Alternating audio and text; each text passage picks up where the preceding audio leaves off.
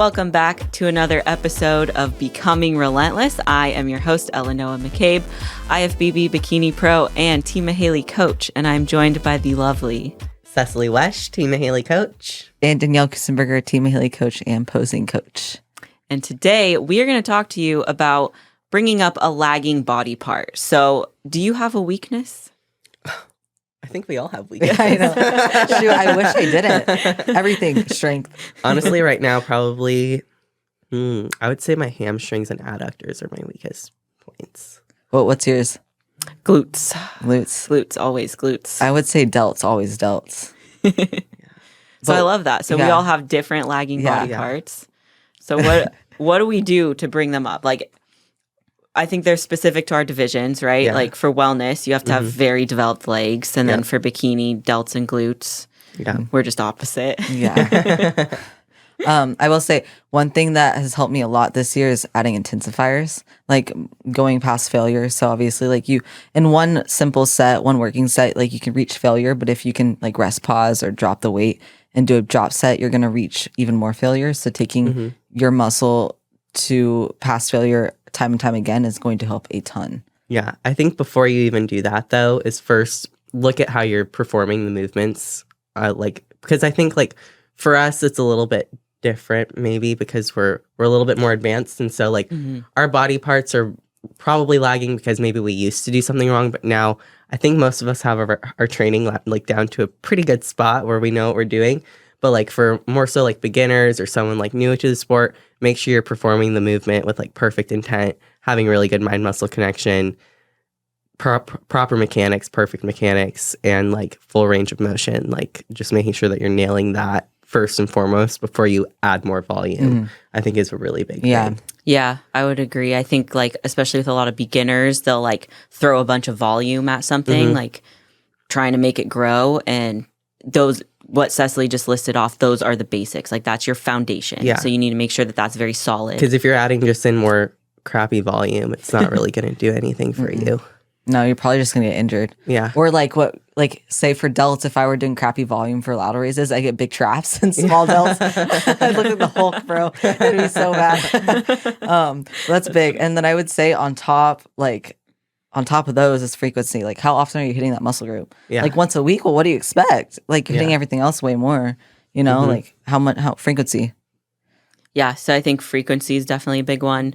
I would say this year is probably the first year that I've like specified training with my glutes specifically, because like previously I would just have leg days. And so like no wonder why they're lagging, because I'd hit them like with my quads and hams. Yeah. And I also think we've talked about it previously maybe, but like mobility issues. Yeah.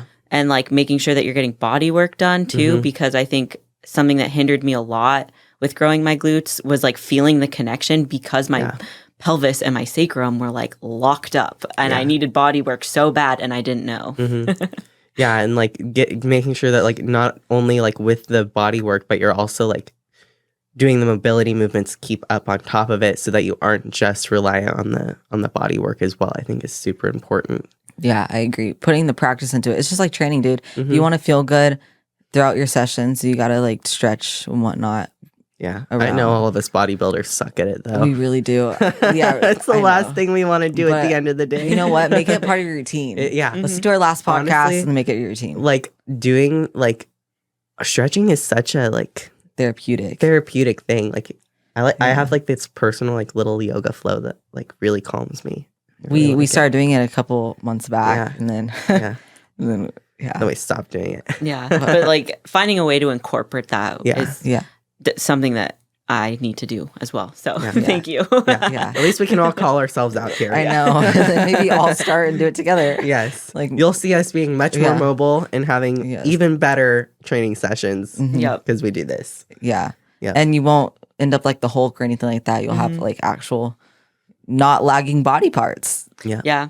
And I think just in bodybuilding, like building your physique, it's a physique sport. So that's like, if you have a lagging body part, you need to bring it up. You can't just ignore it. Yeah. Yeah. Oh, that's for sure. Yeah. Man, you're going to be crushed if you ignore that thing. Yeah. Everything counts. It does. So I think just making sure, like, if you have that lagging body part, like troubleshooting it, depending on the level of your training. Mhm. And then we've gone over that, like the frequency, making sure that your other variables are in check, like your mobility, your body work. And then truly, like, if something is not growing, honestly, you might not be training it hard enough. Like, if all those other variables are in check, are you going heavy enough? Are you going all the way to failure? Like, you really need to reflect and ask yourself, like, am I doing everything possible to make this grow? I agree. And it's not even like for example, if you have a delt day or you're struggling with your delt growth, if you are doing laterals, uprights, maybe one pressing movement and then some tricep, dude, come on. Let's you need to make sure your push days or whatever workout is for that is actually hammering that muscle. Yeah. And making sure that you're recovering well from that too. Yeah. Because you don't want to all of a sudden rework your whole training and all of a sudden you're training them every day. Like there's definitely a fine line, and paying attention to the flip side of the coin. So training really hard, yes, that's very important, but also the recovery and the rest. Yes, because you don't want to overtax muscle. Obviously, if you're enhanced, then it's going to be a little bit different on how much you can hit a certain body part. Because if you're enhanced, at the end of the day, you're going to recover a lot faster, and you probably are going to have the ability to hit with more frequency and more volume. But if you're natural, not more natural, if you're natural, yeah, then you probably need to really make sure that you're staying on top of the recovery for that movement as well. And your protein. Oh my gosh, a big one. Your nutrition, dude. If you're in a deficit, you're not going to be able to see yourself flourish and just get better and overall grow muscle mass.